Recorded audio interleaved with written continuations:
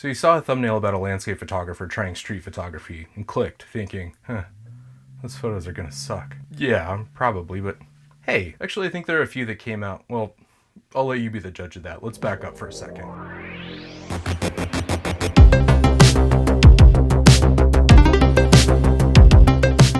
I'm Steven. I normally shoot film landscapes with large and medium format cameras. This Sony A7CR? I bought it to scan my negatives with 241 megapixel pixel shift captures. But today, I'm doing something completely different. Taking this digital camera out to shoot street photography, a genre I've never really done.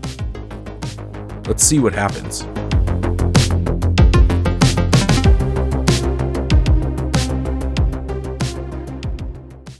So I wanted to talk about the new to me Sony A7CR, which I'm filming on now, as well as this Viltrox 20mm f2.8 compact ultra-wide full-frame lens, and to test both of these out on a morning out in Seattle and share some of the footage and photos this compact setup captured, as well as my initial impressions. I recently traded in my beloved A7R III, which I've taken all over and captured some of my favorite images with, but after years of heavy use, most recently as a film scanner, it was showing its age and ready for an upgrade. I ended up trading it in for the A7CR, which I've had an eye on since its release in 2023, and this for a few reasons. First, I love the idea of getting the renowned 61 megapixel A7R5 sensor and dedicated AI processor in a more compact body for those times that I might be out and about and want to be a little more discreet when traveling, but still wanted the incredible image quality and dynamic range, as well as the ability to use APS-C crop and still have 26 megapixels to work with. The 241 megapixel pixel shift feature was also a big draw for the purpose of scanning film. I shoot quite a bit of large format 4x5 sheets and 6x17 panoramas, so the ability to capture the full sheet or 6x17 pano within a single blended pixel shift frame with tons of detail was compelling. Speaking of 6x17 panos, I've loved shooting in that format ever since I picked up a Chroma 6x17 back for my 4x5 field camera. I made a video about that, you can check that out if you want. I've long lamented that Sony never offered an X-Pan or other pano crops or frame lines for composing in many of their full-frame cameras. But with this generation of cameras that includes the A7CR, Sony shooters finally get the ability to set virtual frame lines and compose in a variety of formats, including the 2.35 to 1 cinema scope ratio, which isn't an exact match for 6x17 or X-Pan, but it's a close enough approximation to help with composing. And it's a cool frame in its own right. I was very excited to test this feature out, and I'll say at the outset, I use it a lot now. I love it. One of the cool things about the A7CR is that the dials have 3 user programmable modes. I have one of these user modes dedicated to keeping the pano frame lines up, so I can instantly switch to compose in that frame whenever I need to. The raw file is still in the native 2:3 aspect ratio, but from there I can crop in Photoshop or Lightroom with the expanded headroom to adjust to whatever frame suits my needs. And finally, I wanted some decent video capabilities. I didn't need the slightly better video of the camera's sister, the A7C II, let alone anything like the pure cinema focused bodies, but the ability to shoot an S-Log3 and have some pretty good stabilization, that should suffice for now. So I usually shoot landscapes, but I wanted to take this new camera out and put it through its paces in a setting where I knew that a compact camera could really thrive. So I decided to take the train into Seattle for the morning. I wanted to go to one scene that I was very familiar with, the ferry to Bainbridge Island and back, which I've been on a few times on my own, and a couple times with the Ferries on Film group on photo walk meetups. It provides lots of opportunities to capture the Seattle skyline, the photogenic decks of the ferry itself, interesting people, commuting, or just leisurely enjoying what local dads insist on referring to as public yachts. I've only ever shot them on film, so I thought it'd be fun to explore the extra freedom and subtlety that shooting digitally can offer. I also wanted to try my hand at street photography, something I haven't historically done a lot of as a fairly introverted landscape photographer. I rarely take pictures of people for any reason, so I thought it would be interesting to try to stretch myself and focus on quickly photographing people in situ. I had a side quest to find a couple spots where I could try some fishing, which is a street photography method where you more or less find an interesting scene with maybe some nice lighting, framing, colors, narrative potential, etc., and then just post up and wait for people to enter and play a role on the stage of your design. Fishing is usually contrasted in street photography with hunting, which is where the photographer walks around in search of interesting subjects, sometimes even aggressively throwing a camera up in a stranger's face, potentially with a flash, which I don't see myself doing a lot of. That said, having a camera in my hand has focused me up in a flow state and thrown out inhibitions that would normally keep me out of sub-zero temperatures, freezing water, or away from cliff's edges. So who knows what I'd be capable of in one of my photographic reveries, which, by the way, turns out not to be a legally exculpatory alibi. Anyway, the third thing I had in mind to shoot was a place that I'd never been, even after 3 years of living in Washington, but always wanted to. the Seattle Public Library. Now, I love libraries generally, having gone out of my way to work in the archives and stacks as much as possible throughout undergrad and grad school. In fact, I may or may not have chosen which grad school to attend based not insignificantly on which had the most beautiful ones, something I think back on fondly when I send in that crippling student loan payment. So the opportunity to visit a world-class library with postmodern architecture that would let me feel like I've stepped into a Kubrick film without the risk of being jumped by street urchins and beaten with a giant phallic statue has been a strong pull for a while, and I could finally grab it. The opportunity, I mean. With this plan in place, I decided to bring this lens that I'd recently picked up for just this kind of thing. This Viltrox 20mm f2.8 is an extremely light and compact ultra-wide autofocus full-frame lens that's been getting buzz for a particularly strong image quality to value ratio at around $160. The focal length would provide good options for wide scenes and street shots for both photo and video, and if I wanted to punch into a 30mm equivalent in APS-C mode, I could do that or even crop further from there. I've got a few megapixels to play with. With all that said, let's jump into some of the photos and video footage I captured on my morning in the city, and then at the end I'll offer some of my takeaways and conclusions. See you on the other side. Let's get into it.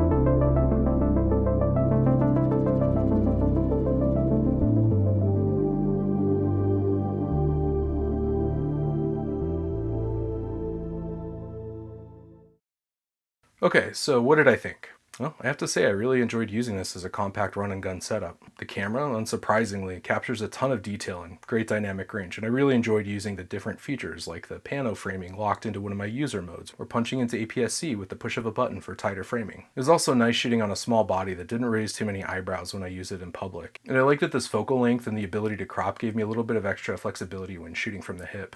I, of course, wish I had that tilt flip screen that comes with the A7R5 for that waist level experience, but given that this was more than $1,000 less than that camera, I can live with the trade-off. Now, I'm not the most experienced videographer in the world, as you could probably tell, but I did enjoy the video that I got out of this. I do wish that I'd thought to update the firmware before taking this out so I could take advantage of the active dynamic image stabilization while walking with my heavy footprint. I did have the active stabilization on, not the active dynamic image stabilization. And I think that that helped some, but I don't think it was quite as effective as it would have been if I'd used the full active dynamic. There were times you could probably see some focus hunting. I don't know how much of that is down to the lens versus down to the camera itself, but overall it wasn't too bad either way. The S-Log3 footage gave me lots to work with. There's plenty of dynamic range. I've enjoyed editing with that, so I'm happy with that. As for this Viltrox, I was pleasantly surprised at the sharpness I got from this lens. I liked using it for both photo and for video, and it's a very useful focal length that works well for the things that I like to shoot. There was minimal vignetting, and that was easily corrected with the auto lens correction flipped on, and distortion was surprisingly well controlled for such an ultra-wide lens, which helped when shooting architecture.